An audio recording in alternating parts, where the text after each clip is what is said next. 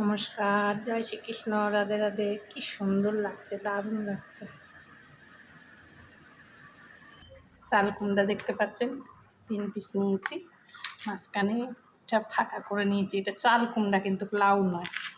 দেখুন এরকম ফাঁকা করে নিয়েছি, এরকম ফাঁকা করে নিয়েছি চাল কুমড়াটা। 3 টুকরাকে, তিনোটাকে এরকম ফাঁকা করে নিয়েছি। একটা একটু বেশি মোটা হয়ে গেছে, একটা পাতলা হয়ে গেছে, আবার খুলে না যায়। এই যে দেখুন, সবগুলাই তাই করেছি। তিনোটা যে করছি এরকম ফাঁকা করে নিয়েছি। এবার এখন এটা রাখছি, তাওয়াটা গরম হচ্ছে। এখানে কি আছে? পেঁয়াজ আছে, এটার মধ্যে আদা, রসুন, কাঁচা লঙ্কা বেটে নিয়েছি, আর ধনে পাতা, নুন, চিনি, হলুদ। ঠিক আছে, চাল কুমড়া, চিংড়ি মাছ, আর একটা মাছ ধরেছি তো দেখাচ্ছি। আর এটা পোস্ত। আপনারা কি করবেন বলুন তো?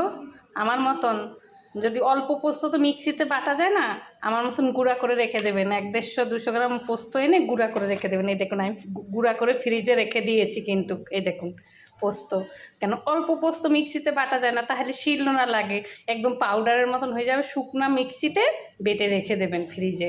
ফ্রিজে ঢুকিয়ে রাখলে তাহলে আর খারাপ হওয়ার চিন্তা নাই, আর যখন তখন করে ব্যবহার করতে পারবেন এই পোস্ত। দেখুন আমি শুকনা বেটে ফ্রিজে রেখে দিচ্ছি, শুকনা কলা মিক্সিতে শুকনা বেটে।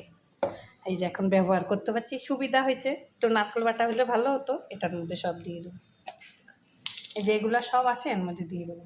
মানে এই পিঠোপিঠ ভিতরে যদি নুন না ঢোকে, একটু নুন, একটুখানি হালকা নুন মেখে নেবো। বুঝতে পেরেছেন?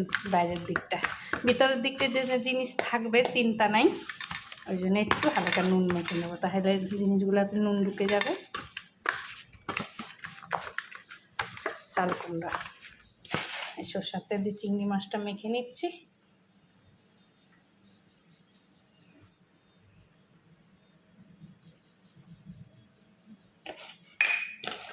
ওটা তুলে আগে দেখি।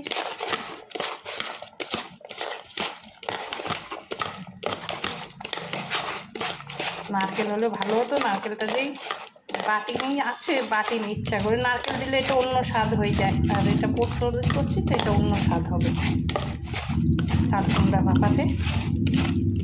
আর একটা কথা বলে দিচ্ছি শুনুন আপনাদেরকে, এই যে পোস্তটার কথা এবার আপনাদের অনেক উপকারে লাগবে। আমি যে এই জিনিসটা দেখিয়েছি, বাস হয়ে গেছে। জাস্ট এখন এর মধ্যে ভরে দেবো, আপনাদেরকে ভরে দেখাচ্ছি। ঠিক আছে, এক হাতে না, ওই জন্য দেখাতে একটু অসুবিধা, তাই করে নিয়ে এই যে দেখাচ্ছি। দেখছেন এই ফাঁকে 2 হাতে হলে সুবিধা। তো হয়ে গেছে, দেখছেন কিভাবে দিচ্ছি ভিতরে। এটাও দিয়েছি, দেখুন এভাবে দিয়েছি। এটাও রেডি করে ফেলেছি, এই যে এটা রেডি করে ফেলেছি, দেখছেন। এর মধ্যে দেবো, এখন কিছুটা আছে এর মধ্যে পুরাটা ভরে দেবো। তাওয়াটা গরম হয়ে গেছে, ছেড়ে দেবো। রেডি হয়ে গেছে। হ্যাঁ, ভিতরে পুরটা আস্তে আস্তে ভরে দিয়েছি, যেমনি আলুর পরোটার পুর ভরেই সেরকম করে এইভাবে দিয়েছি।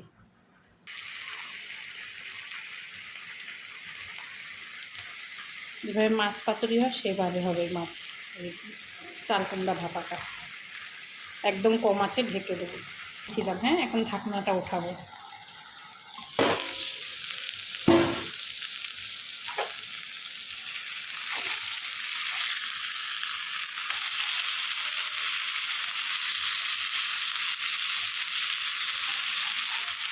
কিন্তু বার্গারের মতন লাগছে না, বার্গার যেভাবে করে সেইভাবে লাগছে।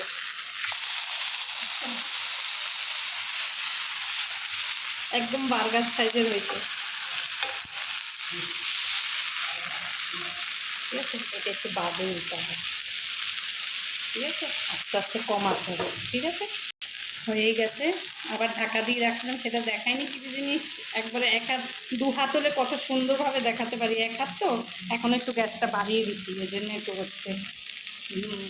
চাল কুমড়া ভাপার, চাল কুমড়া চিংড়ি মাছ ভাপাটা হয়ে গেছে। আমি কিন্তু এই নতুন ফার্স্ট করছি এরকম, ভালোই লাগবে। সব কিছু পরিপূর্ণ দিয়েছি, আপনারাও করে খাবেন সবাই। আরও কটা চিংড়ি মাছ ছিল, দেখুন রেডি করে রাখছি। এগুলা দিয়ে রেডি করে রাখছি, অল্প অল্প ছিল এগুলো রেডি। চাল কুমড়ার মধ্যে মাছ ভাপাটা হয়ে গেছে, চাল কুমড়া ভাপা মাছ হয়ে গেল। নামিয়ে দিচ্ছি। 15 থেকে 20 মিনিট লাগবে, ধৈর্য ধরে, যেতে চাল কুমড়া একটু হইতে সময় লাগে, তাই সব জিনিস হতে সময় লাগে, এই জন্য সময় নিয়ে করবেন। কম আছে, আমার হয়ে গেছে, আমি নামিয়ে দিচ্ছি এখন।